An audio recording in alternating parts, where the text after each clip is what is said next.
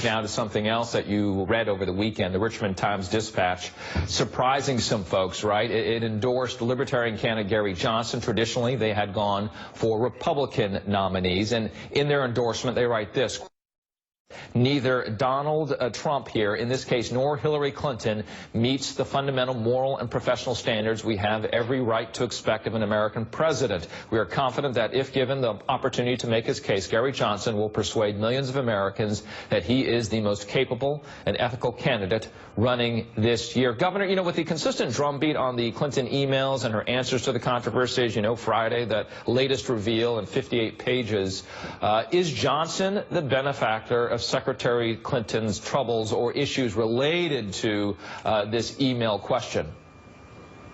Well, first of all, I served with Gary Johnson. I like him a lot, but he's a total iconoclast. He vetoed over 2,000 bills. He really is a true libertarian, which unfortunately makes him not particularly practical. So the truth is, he is a good guy, and I like him, and he's fun.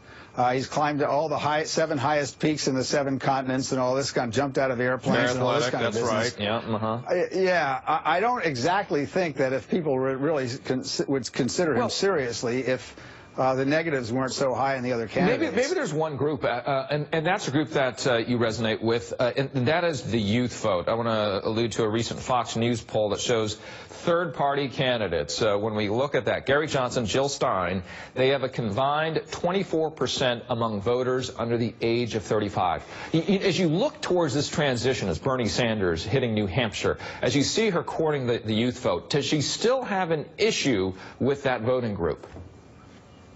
The reason why we're talking about Stein and Johnson as third-party potentials is that, you know, they do the stuff that does reach the group that we're talking about, that's under the age of 35.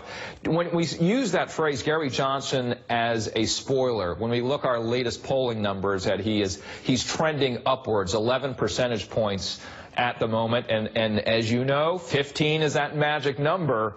How does he get those last 4 points, and will that be a problem as you look towards November? Well, I think one of the commentators earlier talked about it. He's got a problem. He's not getting any press, so he doesn't get the votes, and he's not getting the votes because he doesn't get any press. It's really, really tough.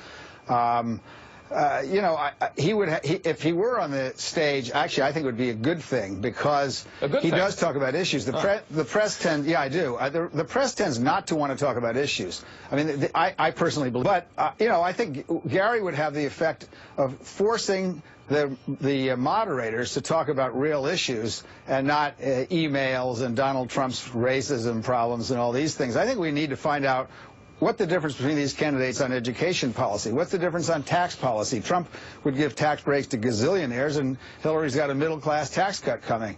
So I think it would be a good thing if Gary Johnson were on the stage, and we'll see what his numbers